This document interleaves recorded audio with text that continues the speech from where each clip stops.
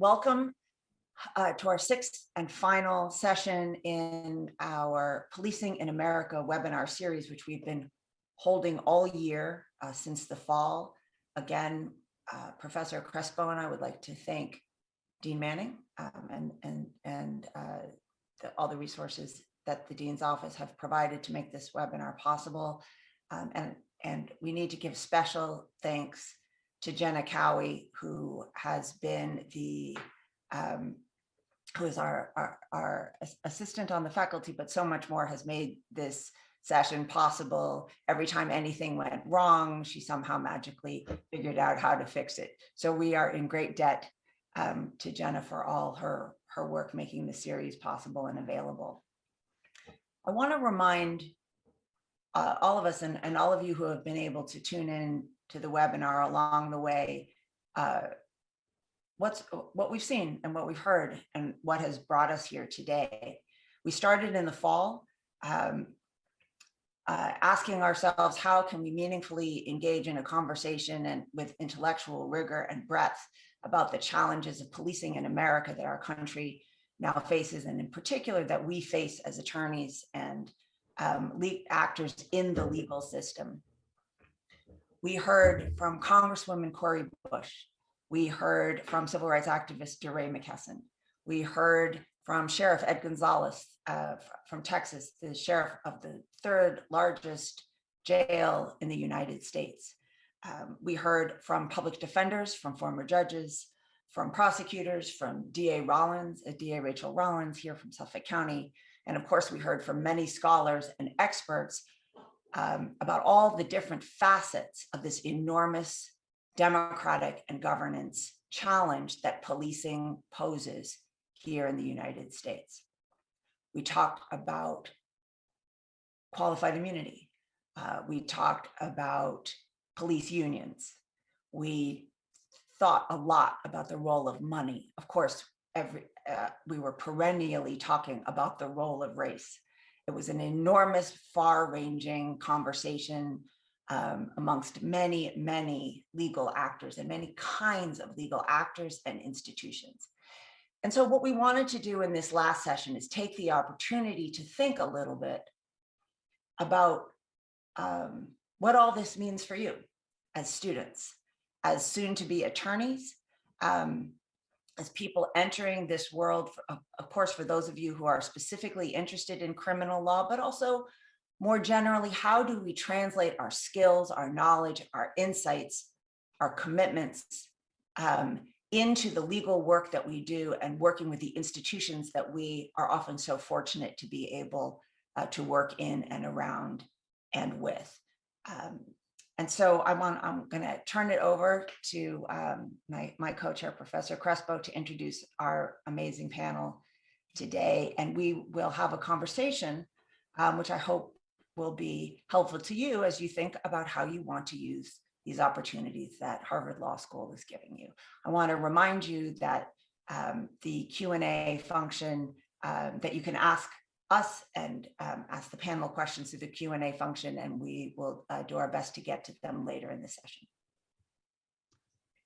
Thank you so much, Professor Natapoff, for framing this for us, and just more generally for all that you've put into this series over the year to make it so wonderful. As Professor Natapoff noted, our conversations thus far have been wide-ranging and external, and we've had very few people from Harvard as our panelists in a desire to try to reach out across the country and get so many different types of perspectives and thoughts. But as we conclude and turn this conversation towards even more intentionally our student body and the role of lawyers in all of this, we decided for our last session to have a panel that is a homegrown panel.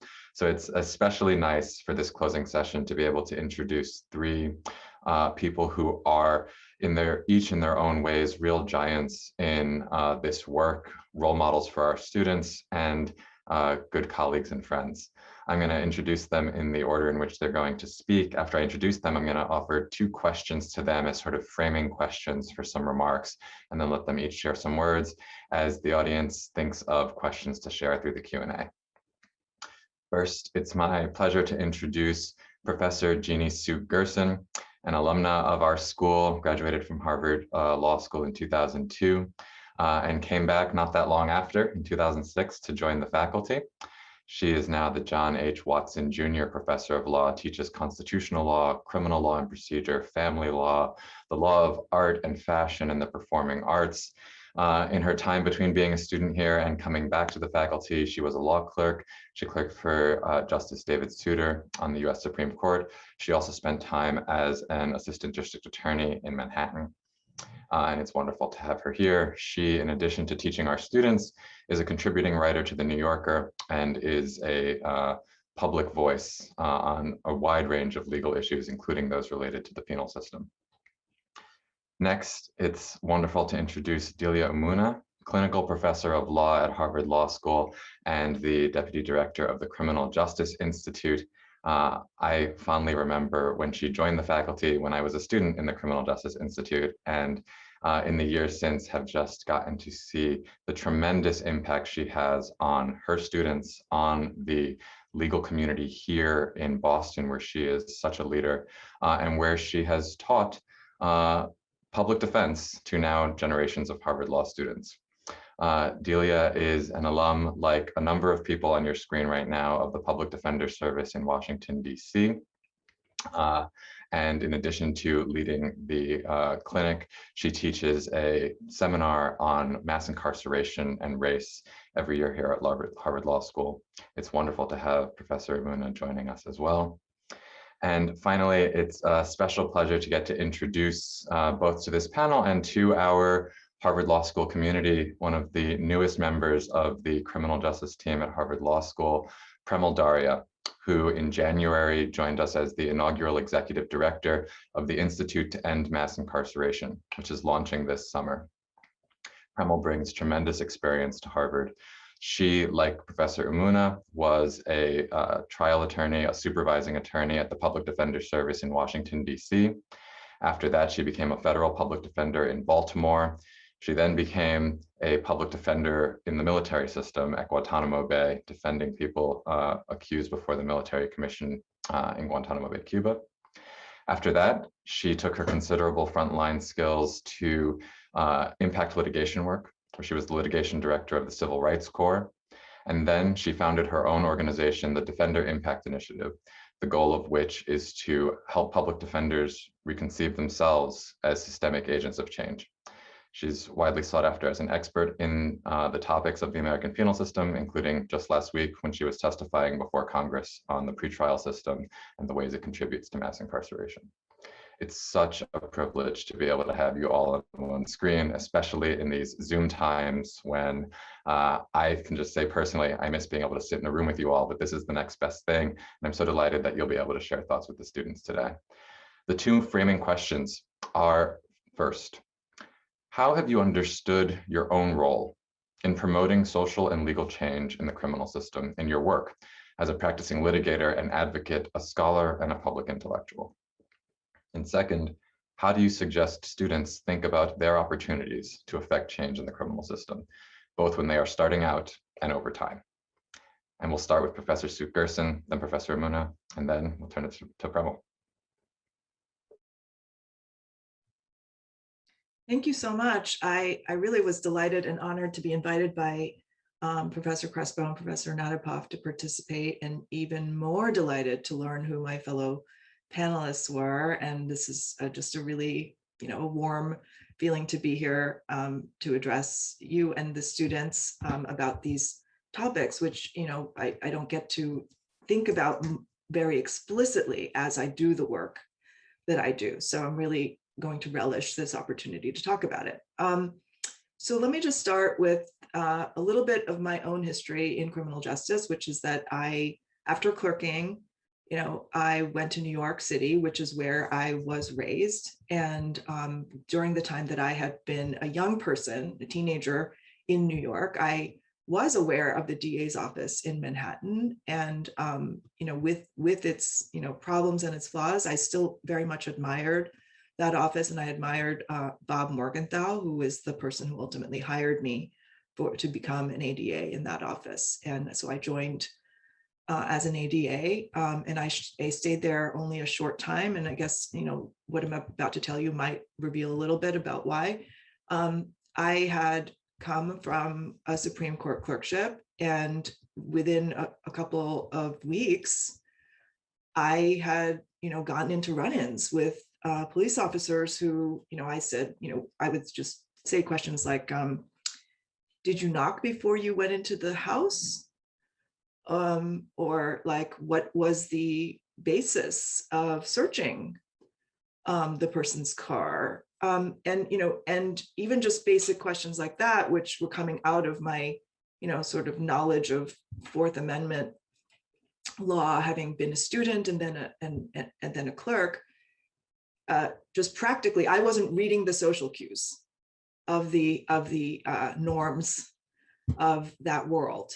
And it is something I also have some trouble with. I sometimes have trouble reading social cues, but it's in that situation, I definitely didn't read the social cues, and I developed a bad reputation really quickly among the police officers who then didn't want to bring cases to me. And I got a little bit kind of sidelined very early on. And then another story that I'll start with is that as I was doing, very interested in domestic violence and feminism, and it was like one of the reasons I wanted to be a prosecutor. And I noticed very early on that automatically we were like issuing or asking for protective orders, restraining orders, mandatory for all people who were accused of anything that would be categorized as potential domestic violence, including crimes that did not involve any physical contact, and might have been like even theft of like somebody's wallet, as long as it was between two family members. And I remember just raising, in one of these like meetings, again, not reading social cues, in one of these meetings in my trial bureau, like, isn't this like highly over-inclusive? And, so you could see how the year went. It didn't go that well. I left very quickly thereafter. And then I decided to write about it. Like I translated my, observations that were I was a bit of a fish out of water, I guess. And I decided, this is weird, and I'm going to write about it. I'm going to write about these mandatory protection orders that go into effect when nobody, the victim doesn't want it, the defendant doesn't want it, and the crime isn't even one that involves physical contact, but we have these assumptions. So I wrote about it, and then and this became my job talk for my job process, and ultimately got me a job here. And I'll tell you about what happened. One of the things that happened to me was that people have a lot of conventional ideas that are still true about domestic violence, that is underreported, that it's under enforced, that it's difficult to be believed. All of those things are true.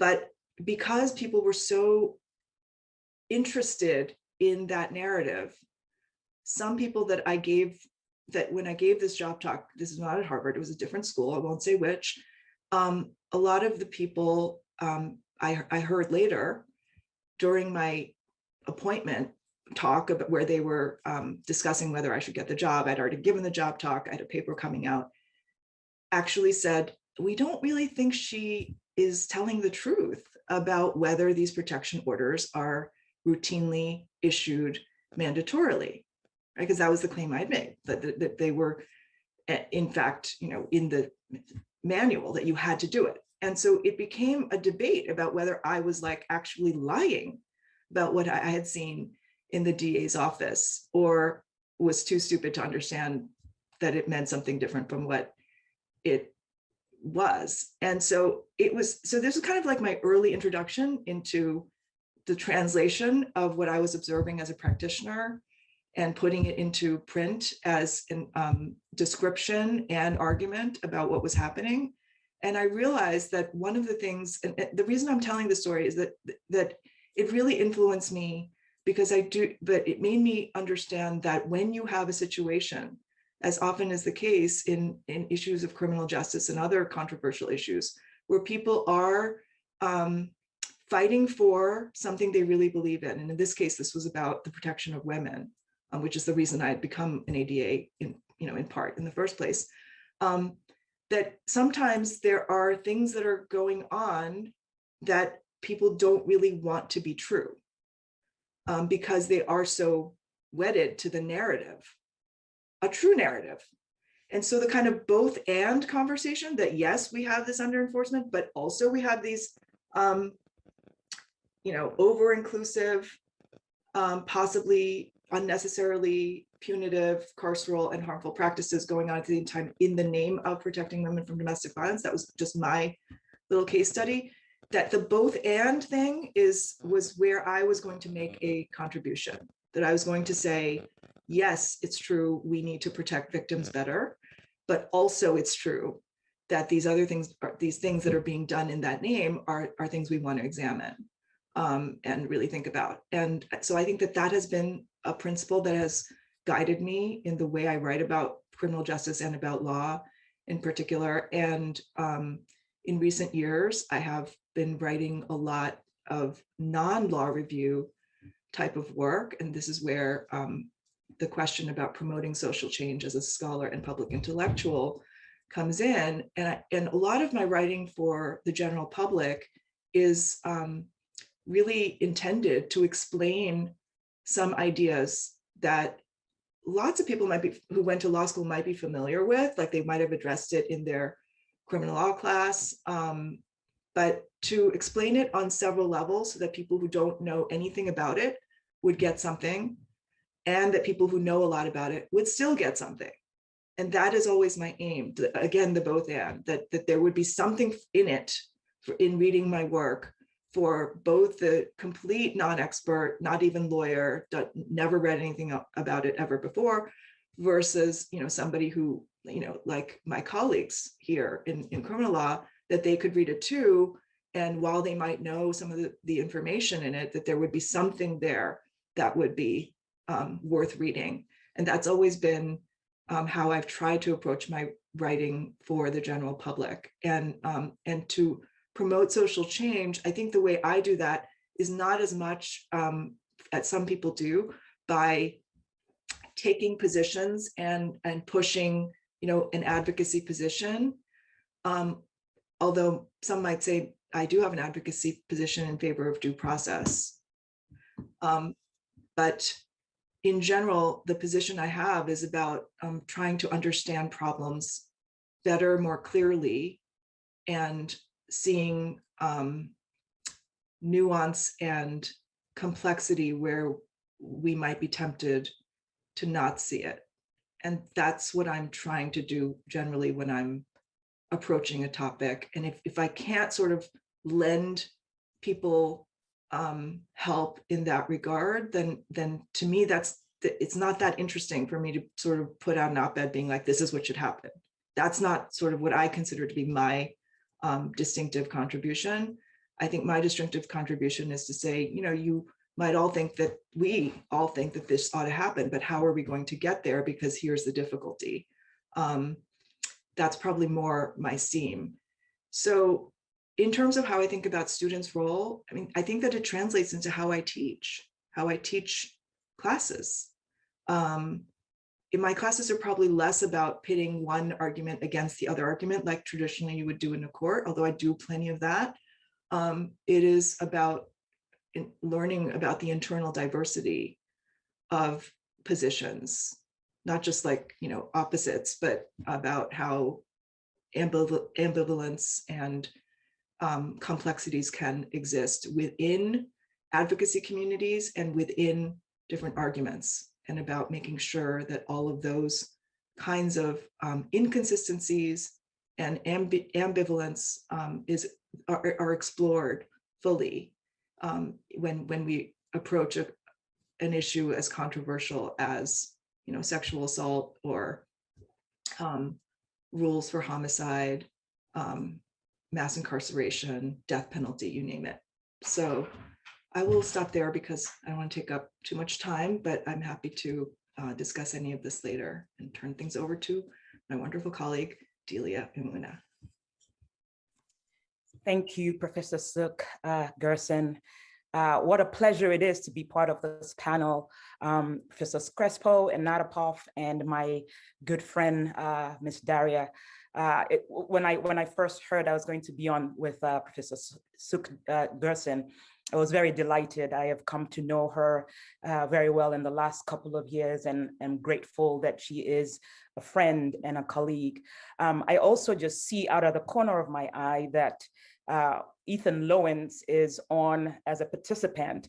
And that's funny because Ethan and I were just in court a couple of minutes ago. And Ethan, for one of our clients, after 3 years of negotiating and litigating, and over the last couple of months of really being stern with the Commonwealth, finally convinced the judge to actually dismiss the case today. So Ethan, kudos to you, and I'm glad we were able to get out of there in time to be on this panel. So thank you for having me. These issues are issues that I think about daily, and I think about them through the prism of being a mom of 2 Black teenagers, of being a Black woman in this space, of being a person who lives in Roxbury in Boston on Martin Luther King Boulevard, where I get to see police officers operate every single day, where many times I have had to let them know that I am watching and recording, and where I have actually had to intervene as I see their interaction with young Black men, young Hispanic men. I have to tell you that every day I am constantly reminded that one shouldn't have that much discretion and that much power. When I first moved to the United States in 1992, I arrived in Los Angeles in March 1992. That was during the Rodney King riots. And my idea of what policing looks like completely changed. I was born in London, England, to a Nigerian father and a Sierra Leonean mother. And if you know anything about us in England, our police officers don't even carry guns, weapons, right?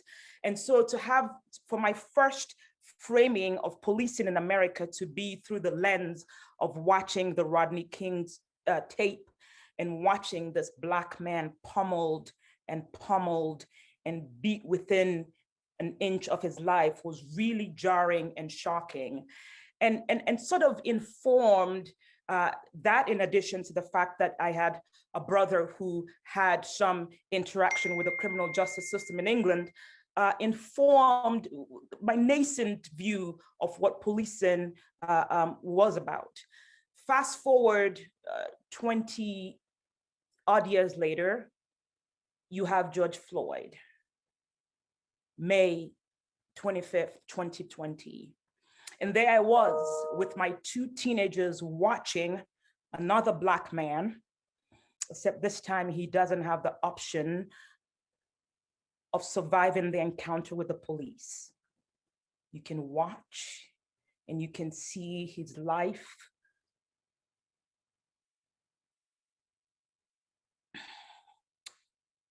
you watch this Black man and you watch the police officer, somebody who's been entrusted to serve, somebody who's been entrusted to protect. And you watch in that moment, all of our fears as Black people come out in broad daylight. You watched his life just leave his body second by second.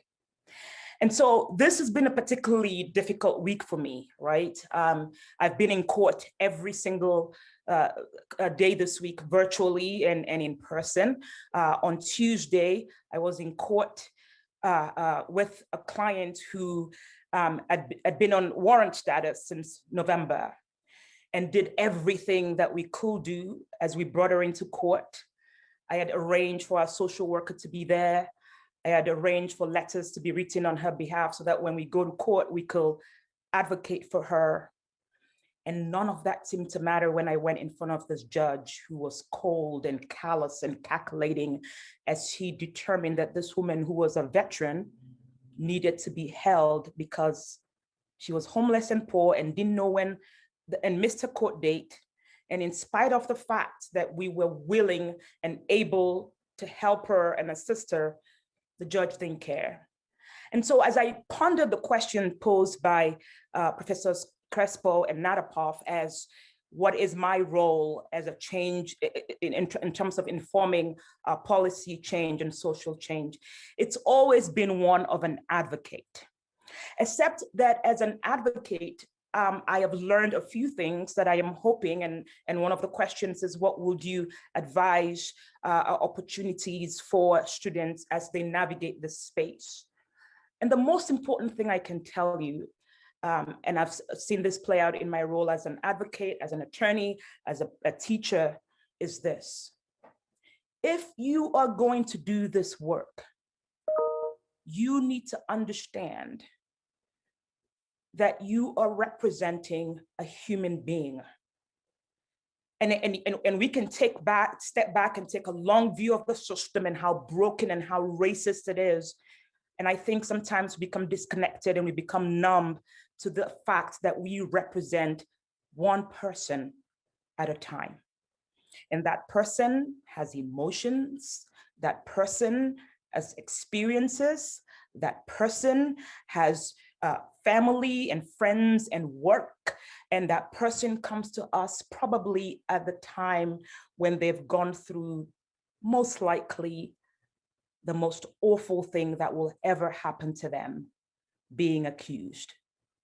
Now, here's where the difference lies, right?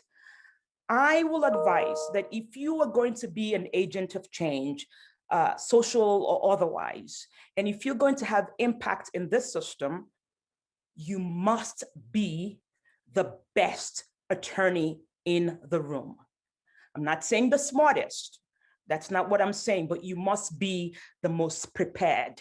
You must be the one who cares deeply about the clients that you have the privilege and honor of representing. So when I get up in court and I say Delia Omuna on behalf of Amanda Demons, there's a weight that a responsibility that comes with that I do not take for granted. And I teach my students that. So today when Ethan says, Ethan Lowens, practicing under Rule 303, supervised by Professor Delia Omuna on behalf of Markel Philip Patrick, there's a responsibility that comes with saying those words. It means he comes into court prepared. He means he comes into court with passion. He means he comes into court understanding the stakes for his client. I will accept nothing less. Our clients deserve nothing less. And so if I leave you with nothing else, I need you to at least understand that. The other thing that I think is particularly important as we do this work and in this space is that the system dehumanizes our clients in a way that I think that's appalling. It keeps me up at night, right?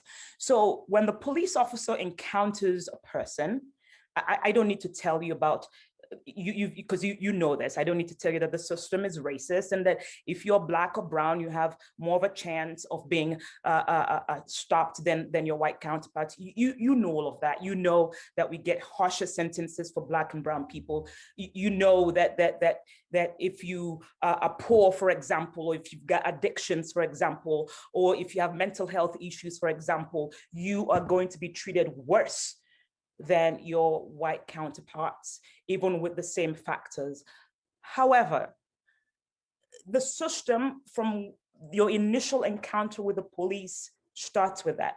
Let's think about George Floyd, for example. I was reading that the first police officer who encountered him knocked on the door with a flashlight on his window, on his car door, knocked on it, rapped on it, and said, pull down that window. And within seconds, I'd reached for his gun, pointed it at him, and said, put your fucking hands up where I can see them. That was Mr. Floyd's initial encounter with this officer. Not, oh, I'm sorry, sir, I need to ask you a few questions. Not, can you please put down your window so I can talk to you? The gun was pointed at him and he was told, put your fucking hands up where I can see them. That was his encounter.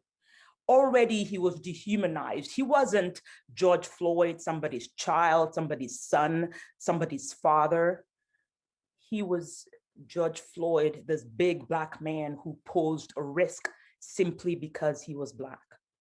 And so when we get our clients, they've already encountered this dehumanizing bent that they have with the encounter with police officers, right? They've been called the accused, the defendant, they've been assaulted, beaten. And so by the time they come through for arraignment and the time we see them, the one thing that we can do is to begin to humanize them, to begin to restore the dignity of who they are.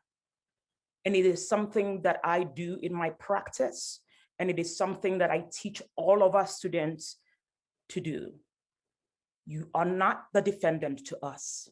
You are whatever your name is, Mr. Jones, Miss Demons. And we will say stuff like, good morning, Mr. Jones. And we, pre-COVID, will shake your hand and let you know that you're valuable. And if that's the least we can do, right, to begin to restore your humanity, then that's a good start. And so I have a lot more to share. And quite frankly, if I was left alone, I could talk. Y'all know me, y'all know I can talk for quite a while. I'm going to end with my part of this presentation with what I mean by humanizing people and understanding that while there may be issues systemically, it is important not to forget the voice of the human connected with your case. So I'm going to share a clip with you.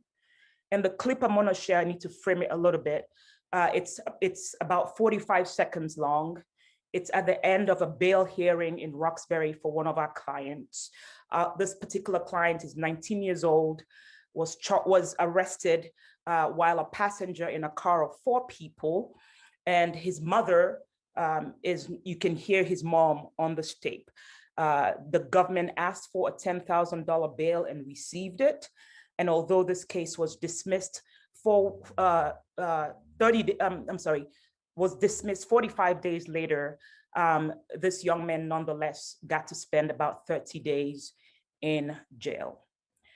It might be slightly triggering, but nonetheless, this is what our clients endure every day. So bear with me.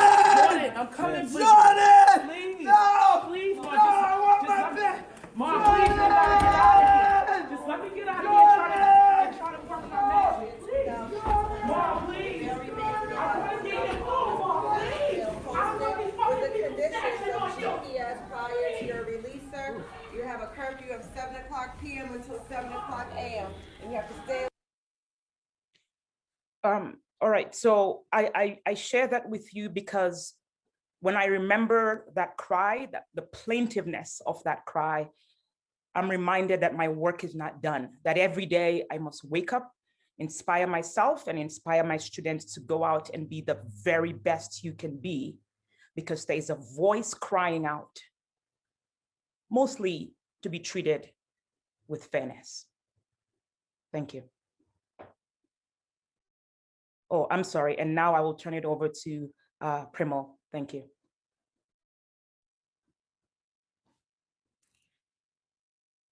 Thank you, Professor Omuna, for your words and your very powerful presentation.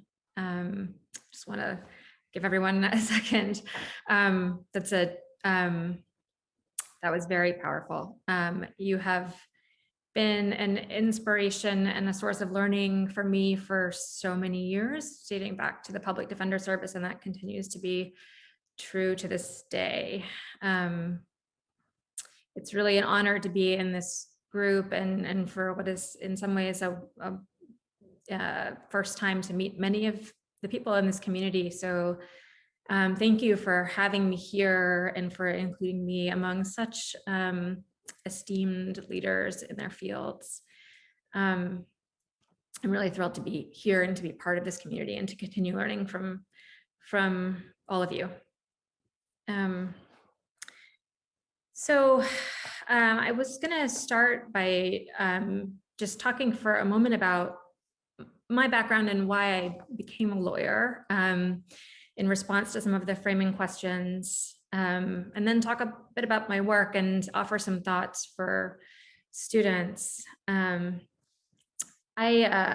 grew up in rural West Virginia on the West Virginia-Kentucky border in rural Appalachia.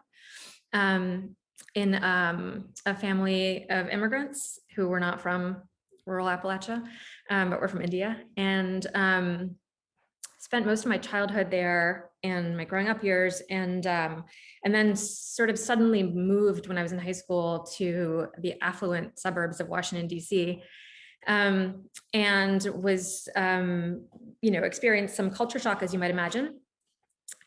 Just to give you like one example of what that looked like in practice, I was early on in my new school assigned to write a paper about something, and I quite literally didn't know what that meant. Like I understood a paper to be a thing like that you write on, like a sheet, and had no concept that there was like a term paper that described a thing that you might submit.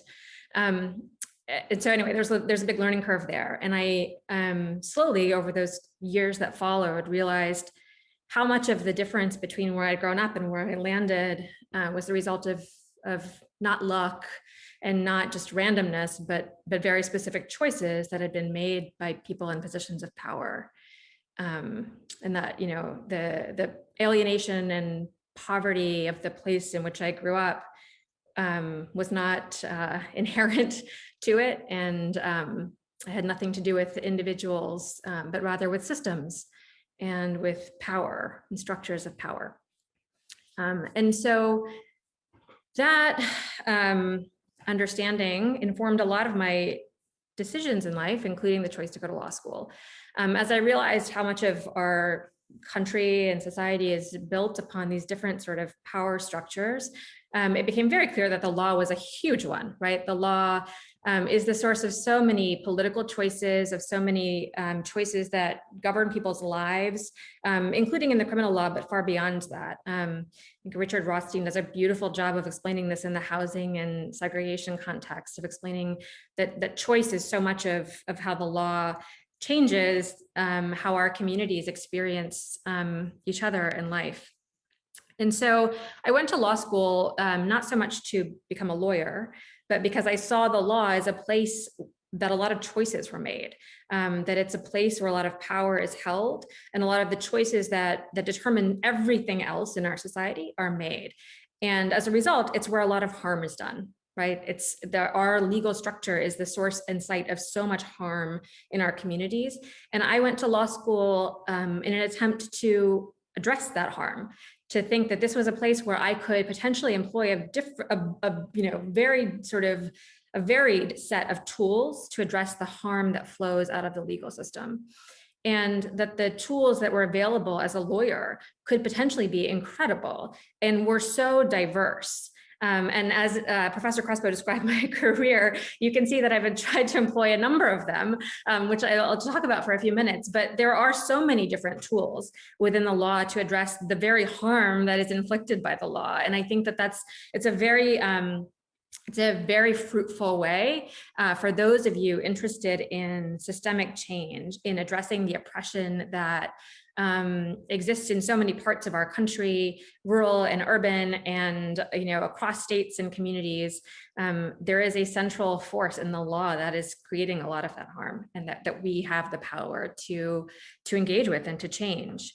And so I started my career as a public defender because when I was in college, I had an internship at a public defender office, and quickly realized that this particular job and this particular sort of entry point to addressing harm and power was one that address the intersection of so many different things, right? It addresses the intersection of the way the criminal law itself is used as a tool and weaponized against people.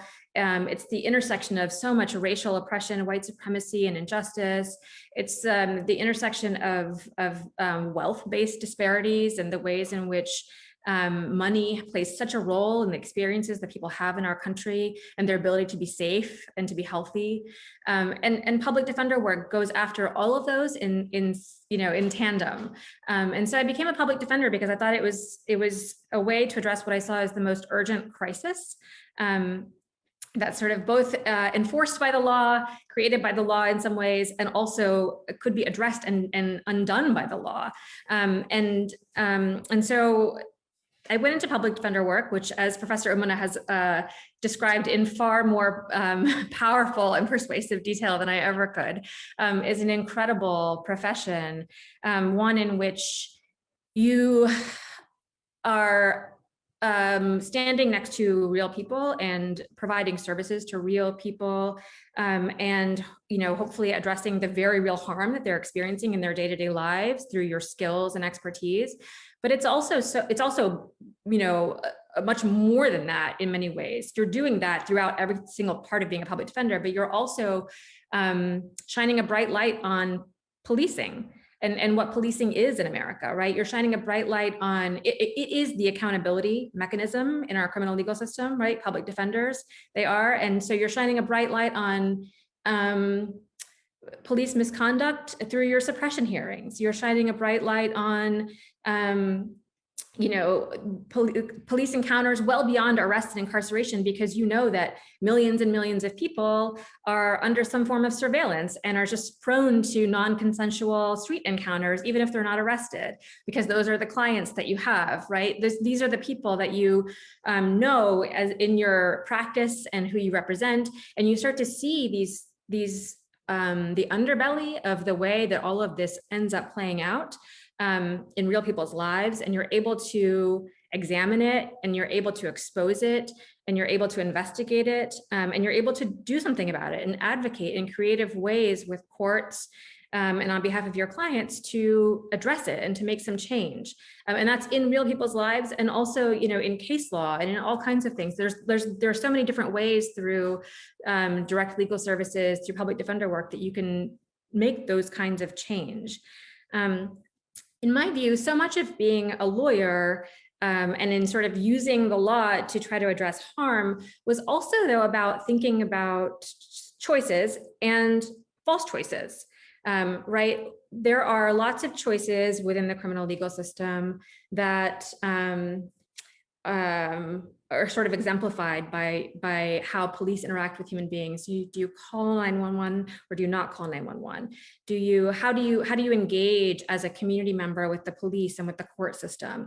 And a lot of that you see through public defender work, and you can address through public defender work.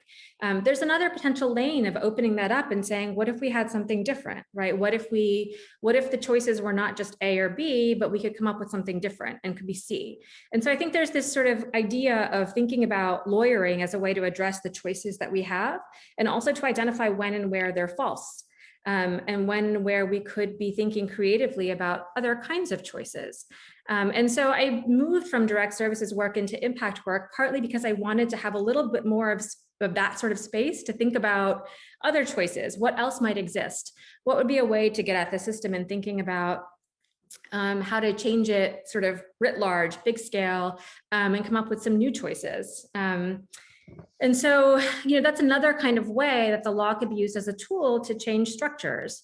Those two options are incredible options, and I'm happy to discuss them if people have questions in more detail. But I think that the law actually, I think law school and traditional paths of lawyering in this realm and in thinking about systems change and the criminal legal system and how we can address that harm have often limited us to thinking about those two lanes, right? Direct services work and impact litigation. At least for me, when I was in law school, that's what I understood to be my two choices if I wanted to address the harms of the criminal legal system. And so I think that there's a lot of, there are a lot more openings now to think about how all of those can go together. If you sort of, step back and sort of zoom out and think about, okay, I became a lawyer to address harm, to address the systemic harm, to figure out ways to make systemic change, to figure out, this big picture stuff. And that can be done through a variety of ways, including direct work, including impact work.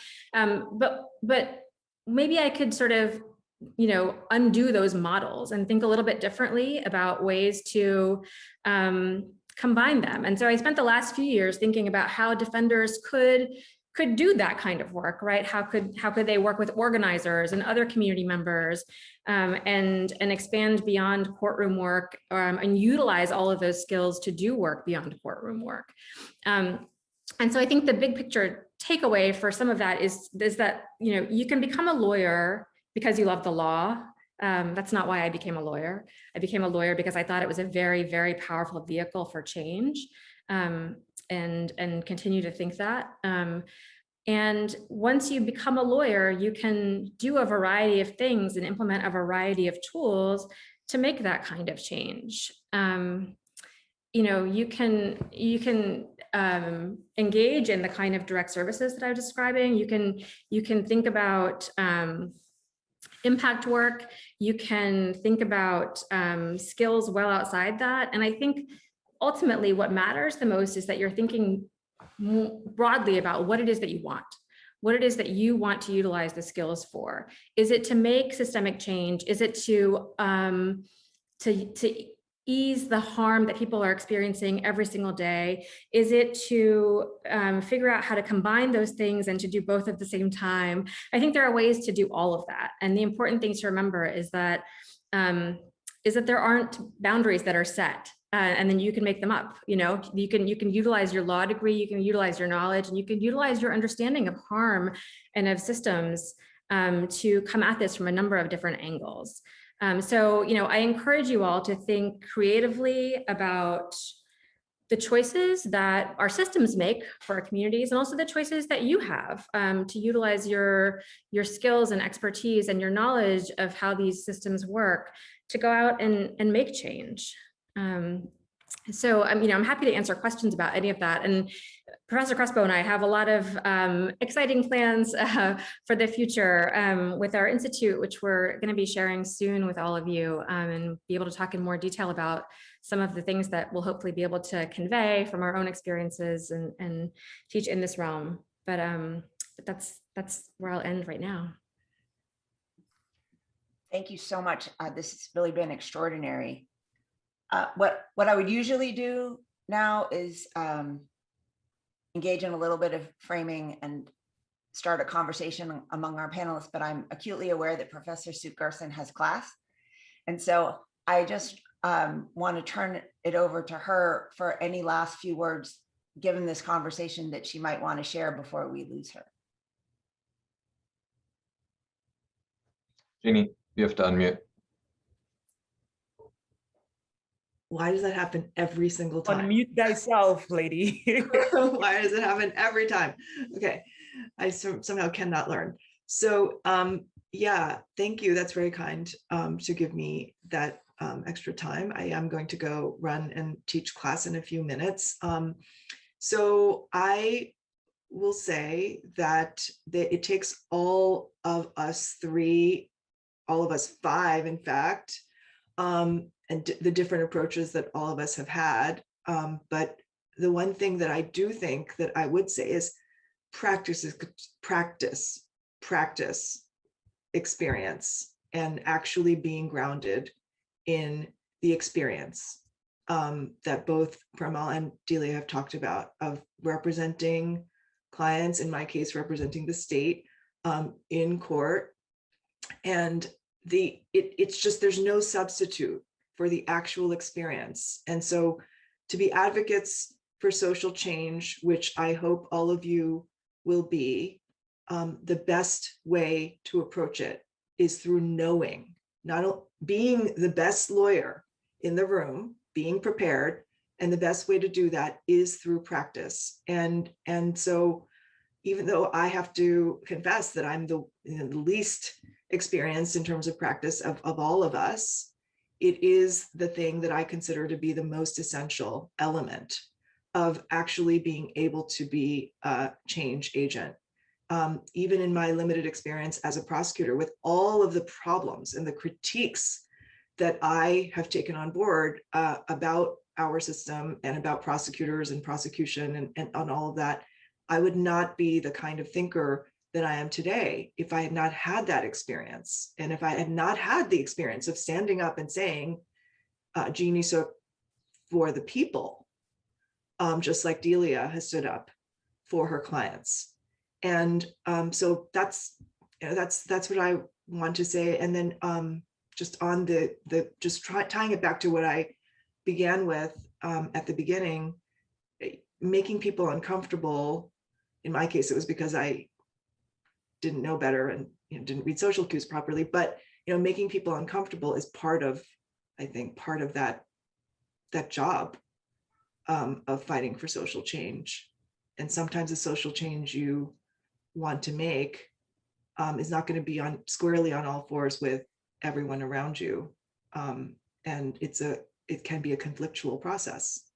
And I would like everyone to know that it's okay to lean into that and understand that's part of the crucible. And we do it through thinking and ideas and knowledge, in addition to experience and practice. Thank you, Jeannie. Thank you so much for making time for us, Jeannie. We know you have to get to your students, but it's been so great having you. Thank you.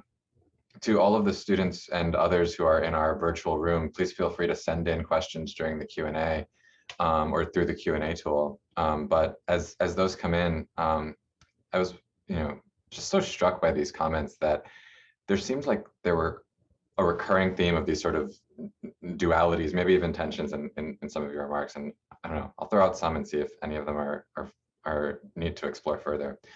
But some that came through, I mean, hearing Premal talk about law as both a problem and a tool to address problems. In Jeannie's opening remarks, sort of some of the tension between trying to build momentum towards an energy towards some of the sort of real truths about what's wrong with the system on the one hand, but then also really pausing to drill down into complexities and to be skeptical and self-reflecting on that. And even between Premal and Delia, the distinctions of perspectives between going one person at a time or thinking about structures and systems and sort of things bigger than people. One other duality that jumped out at me that I thought was interesting, hearing both Jeannie and Delia talk, that I think might be of interest to a number of our students, is about some of the pulling tensions and instincts among progressives in this space. It was something we were talking about a bit before we even sort of turned on the camera for all of the students, but it jumped out at me that when Jeannie was talking about some of the challenges she encountered,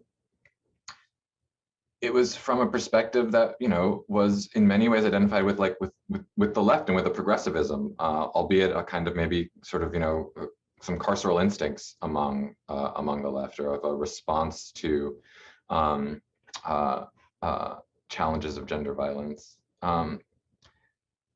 Delia, you gave this incredibly impassioned remarks, and having seen you in court, I almost felt like I was watching this opening statement, and it also occurs to me that it would be the opening statement for a trial going on right now, right, of Derek Chauvin offered by the prosecution.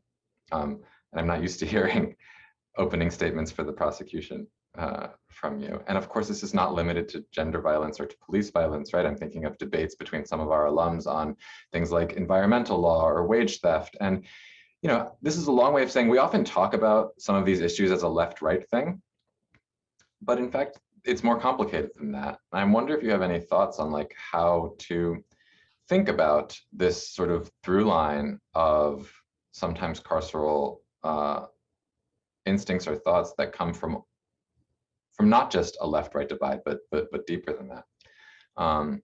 I don't know if any of that jumps out at you as stuff that you want to sort of talk about, but it strikes me as something that for many of our students who often think of this in critical ways of the penal system in the state from a progressive perspective, might not always get to hear reflections from folks like you on some of the internal tensions on that.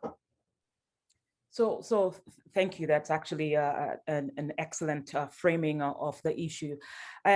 What I love about our students is they're bright, incredibly smart, very motivated to take a stand and to do great work. And one of the joys I get, particularly in my seminars, to push them, right? To push them to think through a position or so this idea, for example, they come into class and a lot of it, the mantra is defund the police, abolish prisons, and they take a stand and we dig in.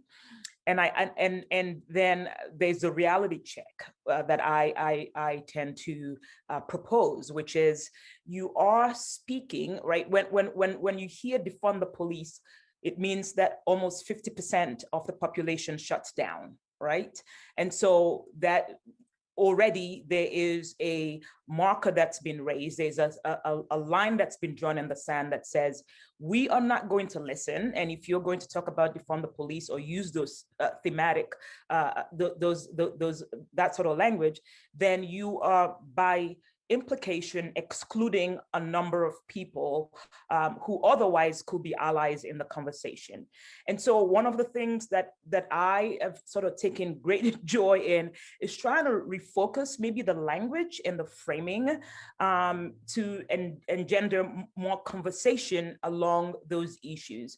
I can assure you that we get absolutely nowhere and we achieve absolutely nothing if everybody just goes to their corner and digs in, right? There has to be some movement to the center. And I think that's hopefully where I'm trying to get a lot of our students to think critically about that center. What can we do? Because if one person is saying abolish the prison or defund the police and the other side says absolutely not, then nothing gets achieved. And then it's poor people like my clients who get to feel the brunt of this fissure, of this divide. And so trying to figure out how to have conversations that narrows the divide and that eases the tension in terms of how we talk about it and not shutting down completely, but being able and willing to listen to the other side as opposed to preaching to the choir, which is what we tend to do many times when we're in our silos, is sort of one, if students take nothing else from my classes, it's this idea of finding common ground, particularly on issues that impact individuals, right? So we can have intellectual conversation about framing and these policy issues, but if we do nothing for the person cut in the middle, then in many ways we have failed. So there is a tension, but part of it is just really having conversations and getting ourselves back to really thinking of, as realists, what is realistically practical and pragmatic in this situation? What can we achieve? What can we do to get us to the center as opposed to everybody sort of taking sides and digging in?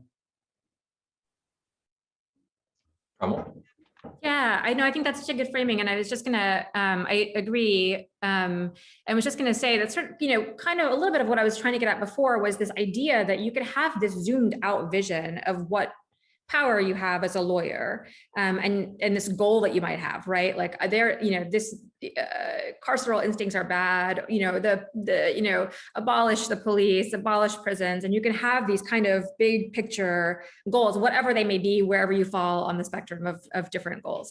But then there are so many different lanes that can be utilized to go after these things. And you don't have to lose the big vision, right? You can have this big vision and know that we need public defenders having suppression hearings and highlighting terrible police misconduct. We need judges who are able to hold prosecutors accountable when they don't turn over Brady. We need prosecutors, if we're going to have prosecutors, we need prosecutors who understand their ethical obligations and, you know, do what they're supposed to do under the law and hold police officers accountable. We need lawyers who understand how to write legislation and who understand how to edit legislation and who can think about things in policy terms and, you know, how will this play out if we change the legislation in this way and how will it matter? We need lawyers who know how to work with community organizers and can do more sort of, you know, community oriented grassroots work, but we need all of those things because this problem is so vast and the harms are so great and they're so diffuse that there's not going to be one path or one vision or one scholarly article or one, you know, newspaper article or anything, one big idea that undoes it. It's actually just going to take a huge number of people doing a number of different things in a number of ideas. And we could all share kind of one big picture umbrella vision, but that's, you know, that needs to get turned into action. And how that happens, I think, has a lot to do with lawyers at the end of the day, because that's just the reality of where power lies. And so you guys have tremendous power, all of you do, right? Like there's all these different ways to implement that desire for change and not lose sight of a big goal, of a visionary goal. Andrew, you posed it as a duality. And from this conversation, I think I'd expand it to a triad. What I'm hearing is that we're all grappling, and all of our students will be grappling with this, this triad of knowledge, power, and responsibility. And we each get to grapple with that throughout our entire lives, our career. What kind of knowledge are we going to work to acquire? What kind of power do we seek to acquire ourselves through that knowledge, and what kind of power structures do we hope to affect and change through that knowledge and that engagement? And then, of course, as Delia so eloquently reminded us, it generates responsibility. Whether we're representing an indigent client or a multi-million-dollar corporation, we, as attorneys wielding that power and knowledge, we are responsible. But also the responsibility itself is a privilege. When I was an assistant federal public defender in Baltimore, it was so first of all, I ate Tums for breakfast every morning. I just want to disclose that it was not a relaxing, warm, fuzzy experience, in part because I took that responsibility so profoundly. Every day I went to court, I had the honor and the privilege and the anxiety attack of getting to represent my clients, but it was profoundly fulfilling. And I think it's very personal. You know, I just want to encourage our students to, one of the things I was struck by our panel is just how personal the analyses are, that we all are in a way excavating how it is that our choices and our lives are informing our knowledge and our power and the kinds of responsibility that we aspire to have and hope to have. And so sometimes I think that law school is a stripping experience. People feel like, well, I shouldn't be me, right? There's some generic rationale or some generic path, or as Premal was saying, there's some big red button that I need to figure out how to push it to fix everything. But it's much more personal than that. I just want to double down on something Jeannie said, because I thought it was so true, which is how we get knowledge and the role of practice and experience. And I think that the Legal Academy has become much better, frankly, at acknowledging the relationship between practice and experience and knowledge and the notion that it's very difficult to be a sophisticated thinker without having actually engaged the legal system as it is. And so she told the story of how the experience she had, which she never would have had she not gone to the DA's office and had that. I'm sure she had Tums, her version of Tums for breakfast occasionally. If she hadn't had that experience, she wouldn't have seen the problem that others were unwilling to speak, which means she couldn't have written the paper, which means she couldn't now be the voice for this kind of expertise. And particularly, I think, in the criminal system, which is so opaque and so discretionary, it's very hard for the world to see what is actually happening if people who work in the system aren't willing to disclose it. And so I'll just share. So my job talk paper was about snitching. And because I had learned in Baltimore, both I had a fellowship, after I clerked, I had a community-based fellowship where I did essentially civil rights and organizing work before I became a public defender. And I had learned that informants and the threat of informants and the use of informants, and then when I became a public defender, of course, the reality of cooperation was central to how everyone understood the normative weight of the criminal system and what policing looked like and what it meant. So I wrote a paper about it and I went on the job market. And so one particular school, which was not this school, and I won't name the school, it's very prominent law professors. I don't know if they thought I was lying, but there was just profound skepticism that this was important. There was the thing, is this really happening? It was just the academy and the elite knowledge was so resistant to what I would now call the facts of how the law actually works and how the system actually works and how it actually affects human lives. And so I want to encourage, so I know that being in law school and the acquisition of knowledge here is a very particular experience.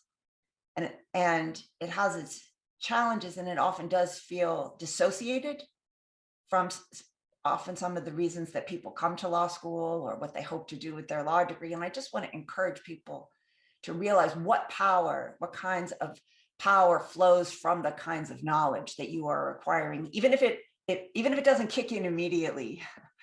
And then when you go and get knowledge in the world and translate it into the skills that you are learning, it can be very powerful and fulfilling, but it is a long game. There's not a lot of instant gratification, although Delia, your student whose client won today, let's just appreciate that the accomplishment of making the law work for an individual is a very profound victory and very, very profound gratification. But I wonder just, and Andrew, of course, this is also in many ways your story of moving in these different spaces and all the different ways that you have built your knowledge base. You couldn't be starting, I shouldn't say that. You're building now an institution with Premel about mass incarceration that is profoundly informed by all the knowledge in all the different spaces that you have gathered. And so knowledge is not some abstract thing. It's, it is the building blocks for the work that we do. So I guess I just wanted to turn it back to Delia and Premel and Andrew and ask, what you've drawn about the mechanisms of acquiring these different kinds of knowledge in ways that might help our students appreciate what they're getting, even if torts doesn't seem wildly relevant right now. I'm still glad I studied it. So just because we are in the business of knowledge production, and knowledge advancement. And so I just wanted to turn it back to you and hear any more digging in your own experiences of that. So Short thought. Ooh, go ahead. No, go ahead, Delia. No. So I was going to say, listening to Jeannie talk about acquiring knowledge. I mean, I am a big believer that that's really one of the best ways to grow and mature and not remain static in your practice. And you will see lawyers who have stopped sort of growing in their acquisition of knowledge. But I'm also a big fan of sort of the non-traditional type of knowledge that we're talking about. So not the knowledge that you will get, well, in addition to the knowledge that you will get sitting in a classroom, in a traditional classroom, I will just really encourage acquiring knowledge by being curious, right? Volunteering, going to your local Boys and Girls Club, volunteering with youth organizations, going to court to watch what happens in court, asking questions outside of your traditional classroom. When you walk into court, for example, and the judge is white, and the prosecutor is white, and the court officer is white, and everybody is white except the defendant, well, you should ask questions like, why is this so? And what can be done about it, right? What is happening here? When you look at the data and you see that African Americans and Black and brown folks are being punished more harshly, at least according to one of the studies that was done out of Harvard, ask questions. Well, why is this? Call up the judges and say, can we talk to you about why this is the case? I have found that the students who are very curious in that way, and the students who have this idea of thirst for knowledge outside of the traditional classroom, a lot more well-rounded and have a perspectives that are very different from those who are just, okay, it's all about case law. Sometimes the law is inflexible and rigid, but the knowledge that you acquire from all these other sources becomes critically important in your practice. It allows you to connect. A lot of our students who are able to connect with clients bond over those shared experiences that they've acquired sort of in a non-traditional way out of the classroom. So that's my plug. If you do nothing else this summer, figure out a way to think beyond case law, beyond the classroom. Go to places that make you uncomfortable, right? I'm not a big proponent of this idea of safe places. I don't even know what that means, because quite frankly, for a lot of our clients, there's nothing safe about their day or about their life. And so I will just really encourage stepping out of the traditional ways of gathering knowledge and figuring out what else is out there. Premal, did you want to add? Oh, I'm sorry, Andrew. I think you. Go ahead, Andrew. I was just going to share something that this conversation is reminding me of a conversation I had a couple of weeks ago with Uriel Charles, who's joining our faculty and will be here, come summer. We were talking about why acquisition of knowledge on subjects like this can often feel so frustrating. Or the pursuit of knowledge can feel so frustrating. I feel that each of us teaching, criminal law and work often encounter students who feel deeply frustrated with the way that these things get talked about in a classroom. And I oftentimes share that frustration with the students. And I think part of why it's frustrating to sort of take this academic approach to issues about social justice that feel so live, right? When you can literally hear someone screaming, as Delia played for us, is I think that a lot of times we, or at least I am trying to get our students to simultaneously think and hold simple thoughts and complex thoughts at the same time, right? And I think this goes to something that Premal said about sort of the big picture aspiration and vision. I actually don't want, and it connects to something that Jeannie said about how she's always trying to drive for more complexity and more nuance. And I think that's essential to getting more knowledge and getting more understanding. And at the same time, it can feel frustrating if it feels like it's a push to get people to not, or to back away from some simple ideas that I think are also important and motivating ideas for this type of work, right?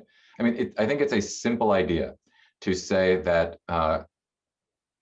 mass incarceration is a tremendous cancer on our society, that it's a social injustice, that it shouldn't exist, that it should end, that it has to end, right? You can say sentences like that with a period and they're actually a complete thought. And you don't actually need to spend hours interrogating the truth of some of these things, and to hold those truths as actually motivational things. When Premal says, aspirational ideas, I think the things that often are most motivating for us and so inspirational actually are things that have a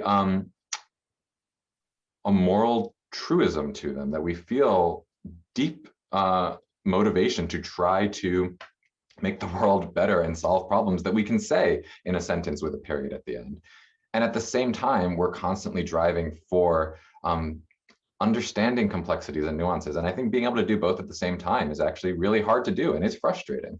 And when I hear Premal talking about the sort of the need for not losing sight of those big picture aspirations, and Jeannie talking about the constant drive to pause and get even more, nuanced and into the complexity, I think we're trying to do both at the same time. And they're two different ways of thinking that can feel, to me, sometimes really frustrating to try to teach and think both about simple thoughts and complex thoughts at the same time. Can I just hook that up to what Delia just said, because I think it's so right. It's Delia, that's what I heard you say, framing at the end of the day, we also want to be practical. And what I heard you meaning by practical is actually this very complex, sophisticated process that Andrew is describing, which is eye on the prize, the simple principle that drives us with the period at the end, and then all the knowledge and skills and technicalities and obstacles and history and complexities and politics that would enable us to hook up what it is we're doing with that principle. And so if you say it's practical, it sounds a little, it sounds less sparkly, but actually the practical ability to effectuate change is extraordinary. And it can take years to move a thing, to move anything an inch, can take years. So I just want to celebrate practicality in its most sophisticated form. And I think, in effect, Andrew, you're describing that practice that we are trying to teach our students to engage in. I love your use of sparkly. I couldn't agree more. And I was thinking, like, it sounds like somebody could perceive that as like some sort of concession, right? And it's not. I completely agree. It's totally not. It's powerful because of the vision behind it. Like, that's where the power is. And so, yeah, I'm just agreeing with all of you, and think that, when you're framing earlier about torts being important, I sort of have always thought about law school and learning these things that you learn as part of the toolkit that helps drive the bigger vision. And so that you're taking torts and you're taking all these classes, but you bring this critical vision to that, instead of that being the critical vision that you bring to something else, if that makes sense. So assessing the knowledge that law school gives you through an additional critical vision of what the world should look like, or what the problem is, a simple thought potentially that Andrew is describing. And in that way, all of it is very useful, because that's just that's what you need to be able to make any change. Well, if it was easy, everybody would do it. We've got now that Jeannie is not here, a 4x4 of former public defenders on this screen. And this is something I think about a lot, and I know Premal thinks about a lot, and Delia, and Sasha too. There's, I think, sometimes some feeling of, I don't know if tension is the right word, but of, you want to go and your job is to help each person, right? And your job is to save them in some way, or try to save them from, like, the awfulness of what might happen to them. The better you are at it, the more it looks like the system is working, right? In other words, like, I think of like where three of us worked, right? The Public Defender Service in DC. And especially when there's people from the Public Defender Service in DC talking about it, it's talked about as, the gold star, the sort of the Mercedes-Benz, right, of public defense. And I think that there's real truth to that, right? And yet you could also imagine people thinking like, okay, well then we must have a pretty good penal system in DC, right? Like if you've got, you know, half the Harvard Law School faculty used to work there. And I'm trying to just wonder how much you guys engage with this and think about this, right? Like, of course, we want to go and not have what happened to Delia's client's mother happening in court, right? This is, I think, just another way of talking about the individual one at a time versus the systemic thing, and how, if at all, you guys have reflected on that, and the challenge of wanting to go and do exactly, you know, Ethan is also my student and has been working all year on another case that we're hoping to argue in DC before everyone graduates. But this challenge, right, of like trying to make the system better for individual people might make it look like the system is not as awful as it really is. I don't know if that's something you've ever tried to think through or grapple through, but I remember it being a real challenge for me, right? You know, I would be in DC and I remember people being like, oh, this is great. Like, you know, this guy just clerked for, you know, Elena Kagan, and now he's here representing people. This is a great system. Like, you know, yay American criminal justice, that can happen, right? You know, 1 block from where the Constitution is enshrined on, you know, Pennsylvania Avenue. And I would feel really frustrated by that, because I thought, no, this is a broken system. So I hear you, Andrew, and I actually get very frustrated with, I love PDS, and I think it's as you've described, a gold standard, but I also think it's an outlier, right? I think it's not the norm. It's, if you go to most public defenders offices around the country, they are underfunded, under-resourced, have very little personnel, and have way more cases than they ought to have. That's, you know, that's manageable. And so, for as much as I love PDS, when my students come to me and say, you know, I have this offer from here and here, where do you think I should go? I tend to steer them to places where they will be needed the most, right?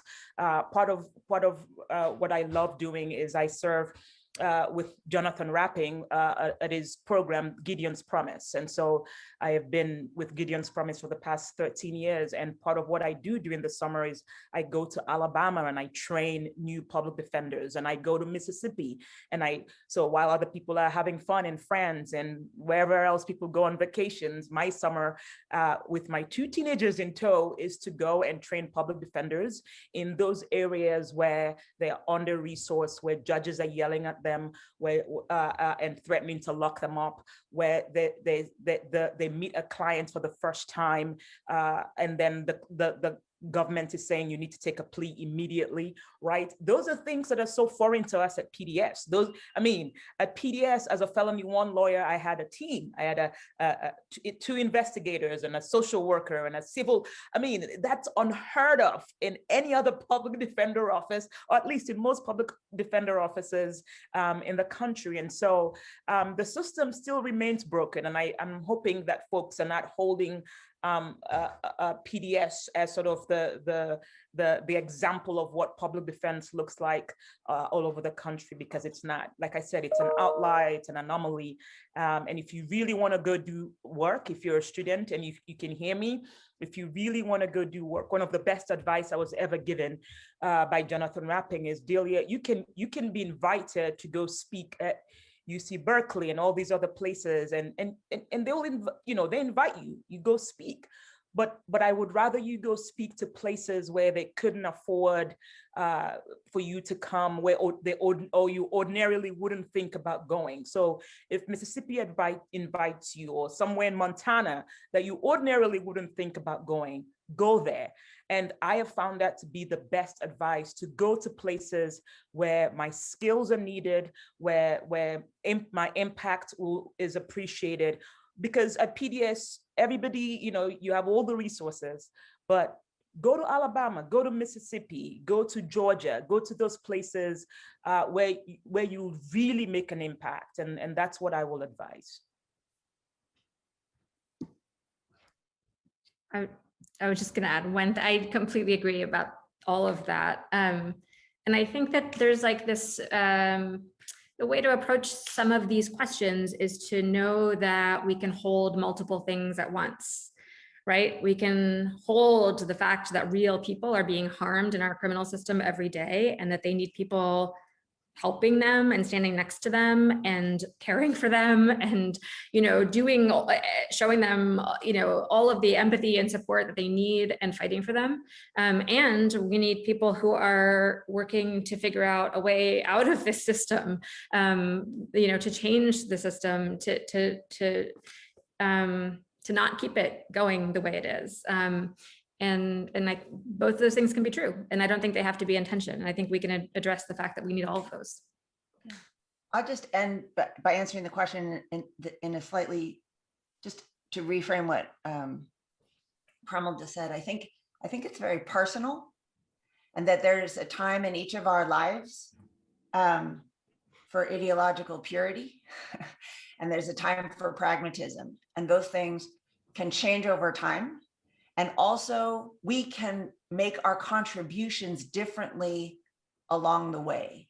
And so I think, Andrew, you've identified something that is very frustrating to all of us and has been very frustrating to us along the way, and continues to be frustrating to our students.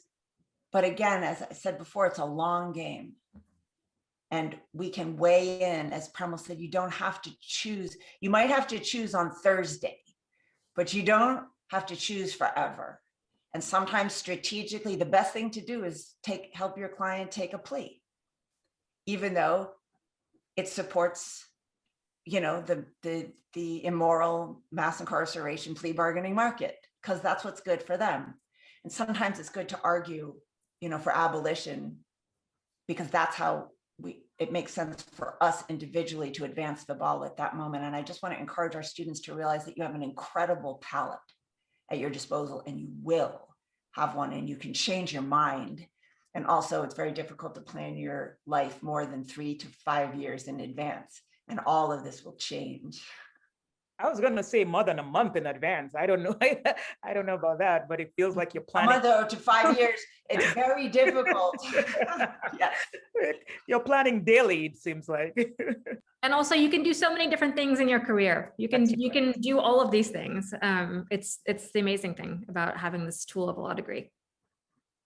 So true. Like good lawyers, we both say that and offer exhibits of it. And it's just been so great to have exhibits of that truth, that life is long, that careers are long, and that trying to tackle these problems from many different perspectives is something that takes a lot of people, but that also that each of us can do in different ways over the span of a career, as evidenced by the amazing people on this screen. I think I want to just thank both of you and Professor Suk Gerson for joining us, for offering these wise and personal words. It was enriching to me to hear, so I'm sure it was to our audience as well. I also want to just echo Professor Natapoff in thanking Jenna Cowie for the amazing work that she's done in building this terrific series, thanking Dean Manning for having the idea to have this series in the first place, and most of all, thanking my colleague and co-chair, Professor Natapoff. It has been such a delight to get to chair this series with you. I've learned so much from it, and getting to have, I wish that your first year at Harvard had been in person so that we could do all this together, but getting to spend this much time with you on Zoom talking about such tremendously important and hard problems has been a real highlight of this academic year. So thank you to you. I'll let you say any last words if you want, Professor Natapoff, and then we can thank everyone who's been part of this series and who's been with us along the way. Just to echo your comments, and thanks to all of you. And Delia, thank you so much for rushing from court to make time. And I thank your clients for lending you to us. Premal, welcome. I'm looking forward very, very much to working with you as you join this community and join this faculty and all the exciting work that I know is coming. Thank you.